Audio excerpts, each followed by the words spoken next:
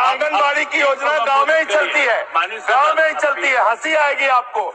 जी राम जी पर रात को 1:30 बजे तक मैंने चर्चा सुनी, और अगर आप जवाब नहीं दे पाएंगे तो मुझे भी उस वक्त बोलने का अवसर दीजिएगा। उत्तर देने की बारी आई तो विपक्ष भाग गया था। इसलिए मैं निवेदन कर रहा हूं कि रहना जरूर, एक एक चीज का जवाब दूंगा, एक एक चीज का। मंत्री जी ने कहा भागिएगा नहीं, मैं बिल्कुल बैठ के आपकी एक एक बात को सुनूंगा। मंत्री जी ध्यान से सुनूंगा। ग्रामीण विकास जैसे महत्वपूर्ण मंत्रालय के विषय पर मुझे अपनी बात कहने का मौका दिया।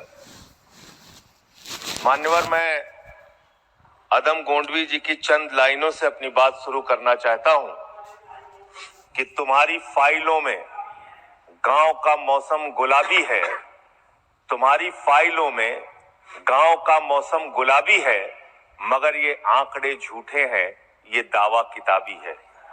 सर, भारत की सरकार ने जब विकसित भारत की कल्पना की है तो उस कल्पना के तहत गांव को कहां रखा है, आपके माध्यम से ये देश को मालूम होना चाहिए। हमारे टोटल बजट का भारत सरकार ने जो पूरा बजट 2026 और 27 के लिए प्रस्तुत किया मान्यवर, उसका मात्र 3.6% बजट ग्रामीण विकास के लिए रखा है। यह स्पष्ट करता है सरकार की मंशा को। यह बताता है कि ग्रामीण विकास के लिए आपकी सोच क्या है, ग्रामीण व्यवस्था को आप कैसे संचालित करना चाहते हैं, कितना विकास वहां पर करना चाहते हैं। मान्यवर, बहुत सारी योजनाएं गांव के विकास के लिए चलाने का दावा सरकार की ओर से किया जाता है। उसमें से एक प्रमुख योजना है जिसका ढिंढोरा भारत की सरकार बार बार पीटती है, जल जीवन मिशन, जल जीवन मिशन, हर घर जल की योजना, हर घर जल की योजना। वो जल जीवन मिशन क्या है मान्यवर, जिसके ऊपर आप लाखों करोड़ रुपए अब तक खर्च कर चुके हैं।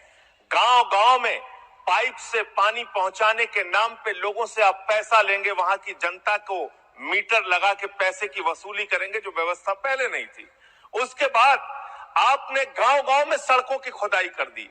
जो ग्रामीण व्यवस्था के अंदर जिला पंचायत से सड़क बनी थी, ग्राम सभा से सड़क बनी थी, जो गांव के विकास के लिए पैसा लगा था, उसको जल जीवन मिशन के तहत सड़कें खोद के, गांव के रास्ते खोद के उसको बर्बाद करने का काम किया गया। तो जल जीवन मिशन जन जीवन को अस्त व्यस्त कर रहा है। एक तो ये उस मिशन की खासियत है जो सरकार को सोचना और जानना चाहिए। दूसरी बात मान्यवर, मेरा तो कहना छोड़ दीजिए, भारतीय जनता पार्टी के एक विधायक है ब्रजेश राजपूत जी, उन्होंने उत्तर प्रदेश के सरकार के मंत्री का घेराव किया। मान्यवर, अरे मान्यवर, देश का सबसे बड़ा राज्य है, उसी राज्य से आप भी आते हैं, हम भी आते हैं, उसी राज्य से आप भी आते हैं, हम भी आते हैं। तो अगर एक भ्रष्टाचार के मामले में कोई जानकारी आपके माध्यम से मैं दे रहा हूं तो जानना चाहिए मान्यवर आपको। मान्यवर, रूरल डेवलपमेंट के नाम पे इस जल जीवन मिशन में गांव गांव में टंकियां बनाई गई। उन पानी की टंकियों की हालत जाकर देखिए। वो पानी की टंकियां उद्घाटन से पहले उजड़ जाती हैं, उद्घाटन से पहले उखड़ जाती हैं, टूट जाती हैं, गिर जाती हैं। 5-5, 10-10 करोड़ की टंकियां, पाइपलाइन जो है वो टूट जाती है। तो मैंने तो इसका मामला सबसे पहले उठाया था, तब सरकार ने हमारी बात नहीं सुनी, कई मुकदमे मेरे ऊपर उल्टा करा दिया। लेकिन इनके एक विधायक ने मान्यवर अपने ही मंत्री का घेराव कर लिया ब्रजेश राजपूत जी ने, और बीजेपी के विधायक ने कहा कि इस योजना में जबरदस्त भ्रष्टाचार है। इसलिए ये योजना भ्रष्टाचार की भेंट चढ़ चुकी है। दूसरी बात आते हैं, आपने गांव के अंदर जो तमाम और स्कीम शुरू की और उसकी हकीकत क्या है, कितना बजट निर्धारित किया, कितना खर्च किया। आपने मान्यवर मनरेगा के तहत 25-26 में 86,000 करोड़ रुपए निर्धारित किया था बजट में, और इस बार 26-27 में जब आपने 88,000 करोड़ रुपए निर्धारित किया तो आपकी गारंटी है 125 दिन की, और आप कह रहे हैं हम 60% भागीदारी करेंगे। पिछले कई वर्षों से, जब से प्रधानमंत्री नरेंद्र मोदी जी बने हैं इस देश के, और जब से भारतीय जनता पार्टी की सरकार है, मनरेगा की स्कीम में इस सदन के अंदर मैं पूरे जिम्मेदारी से बोलना चाहता हूं, एक भी साल में 50 दिन से ज्यादा आपने रोजगार नहीं दिया। मनरेगा स्कीम को आपने मारने का काम किया, खत्म करने का काम किया, और उसके बाद आपने कह दिया 40% राज्य सरकारों की हिस्सेदारी होगी, जो राज्य सरकारें ज्यादातर घाटे में चल रही हैं। चलिए, वो भी आपने कर दिया जो आपको करना था, आपने स्कीम पास कर दी जी राम जी की। लेकिन मुझे आप जरा कृपा करके बताइए, आपके हिस्से का 125 दिन के हिसाब से रुपया बैठता है मंत्री जी 2 लाख करोड़ रुपए, तो आपने तो निर्धारित ही 88,000 करोड़ रुपए किया है।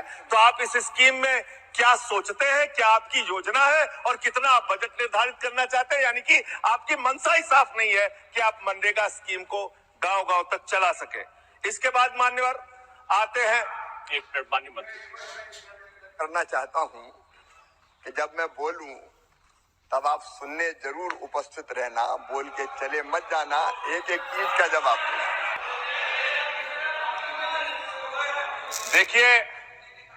देखिए मान्यवर, भगौड़ा इस समय कौन है पूरा देश जान रहा है। भगौड़ों के बारे में मत कहिए। देश का प्रधानमंत्री गैस के संकट के इस समय में किस गुफा में छुपा हुआ है, पहले उसको निकाल के लाइए। आप पहले उसको निकाल के लाइए। प्रधानमंत्री किस गुफा में छुपा हुआ है? मंत्री के बारे में आप हमारे ऊपर टिप्पणी कर रहे हैं, प्रयोग नहीं करेंगे। आप हमारे ऊपर टिप्पणी कर रहे हैं, ये आप हमारे ऊपर टिप्पणी कर रहे हैं। पूरा देश गैस की लाइनों में खड़ा है, प्रधानमंत्री गुफा में छिपे हुए हैं। प्रधानमंत्री को निकाल के लाइए, प्रधानमंत्री को निकाल के लाइए। मुद्दों पे बात नहीं करेंगे। इस्तेमाल किया है, ये शब्द ठीक नहीं है। अरे मान्यवर, आप मेरा समय जा रहा है। मान्यवर महोदय, मान्यवर मेरा समय जा रहा है, कृपा करके समय। जी राम जी पर रात को 1:30 बजे तक मैंने चर्चा सुनी, और जब उत्तर देने की बारी आई तो विपक्ष भाग गया था। इसलिए मैं निवेदन कर रहा हूं कि रहना जरूर, एक एक चीज का जवाब दूंगा, एक एक चीज का। दूसरी चीज है, जो भगोड़ा शब्द है उसको उसमें शामिल नहीं करेंगे।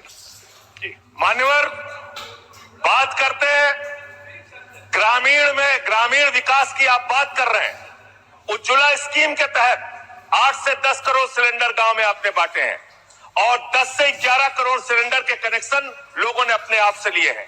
21 करोड़ सिलेंडर के कनेक्शन गांवों में हैं। मैं आपके माध्यम से इस सरकार से पूछना चाहता हूं, मध्य एशिया के अंदर जो युद्ध चल रहा है इजराइल और अमेरिका और ईरान के बीच में, आप क्यों इजराइल की चमचागिरी में खड़े हो गए, जिसके कारण से हिंदुस्तान को आज गैस का संकट भुगतना पड़ रहा है। पूरा देश लाइन में खड़ा है, गांव लाइन में खड़ा है, शहर लाइन में खड़ा है, एक एक इलाका लाइन में खड़ा है। होटल बंद हो रहे हैं मान्यवर, मोरवी के अंदर गुजरात में टाइल्स की फैक्ट्रियां बंद हो रही है मान्यवर। आपने क्या हालत की है? आप राज्यों के साथ न्याय नहीं करते, आप ग्रामीण व्यवस्था के साथ न्याय नहीं करते। आपने बनारस के अंदर 4200 एकड़ जमीन वहां के किसानों की जबरन कब्जा की। 2013 का जो अधिकरण का नियम है, वो नियम आपने लागू नहीं किया। वहां लाठियों से किसानों को पीट के प्रधानमंत्री के संसदीय क्षेत्र में जमीनें कब्जा करने का काम आपने किया। जो पंजाब पूरे देश का पीडीएस सिस्टम चलाता है, 50% भागीदारी पंजाब के किसानों की होती है। आपने पंजाब के रूरल डेवलपमेंट का 8,000 करोड़ रुपए मार के बैठे हुए। आप बताइए, क्यों आपने पंजाब का हिस्सा नहीं दिया? क्यों आप वहां के साथ सौतेला व्यवहार कर रहे हैं? बताइए इस देश को और पंजाब के लोगों को। वहां पर बाढ़ आई, आप भी गए थे मंत्री जी वहां पे दुख जताने के लिए। आपने वहां की भयावह परिस्थितियों को देखा था। बावजूद इसके 1600 करोड़ रुपए की मदद आपने घोषित की थी। 16 पैसे आपने पंजाब को नहीं दिए, 16 पैसे। ये आपकी दुर्भावनापूर्ण नीति है जो राज्यों को भुगतनी पड़ रही है, जो देश को भुगतनी पड़ रही है। और ग्रामीण विकास के नाम पर आपने इस देश के गांव में रहने वाली जनता को लगातार धोखा देने का काम किया है, लगातार उनको ठगने का काम किया है। चाहे वो आंगनबाड़ी की स्कीम हो, आंगनबाड़ी की कार्यकर्तियां, हर काम में उनको आप लगा देते हैं, लेकिन आप उनको पैसा देने के नाम पर आपको हंसी आएगी। आंगनबाड़ी की योजना गांव में ही चलती है, गांव में ही चलती है, हंसी आएगी आपको। मान्यवर, मैं अंत में एक ही बात कहना चाहता हूं। मंत्री जी ने कहा भागिएगा नहीं, मैं बिल्कुल बैठ के आपकी एक एक बात को सुनूंगा। मंत्री जी, ध्यान से सुनूंगा। जितनी बात मैंने कही है उसका पूरा जवाब दीजिएगा, और अगर आप जवाब नहीं दे पाएंगे तो मुझे भी उस वक्त बोलने का अवसर दीजिएगा। आप ही अकेले बोलने का अधिकार रखते हैं, ऐसा नहीं होना चाहिए।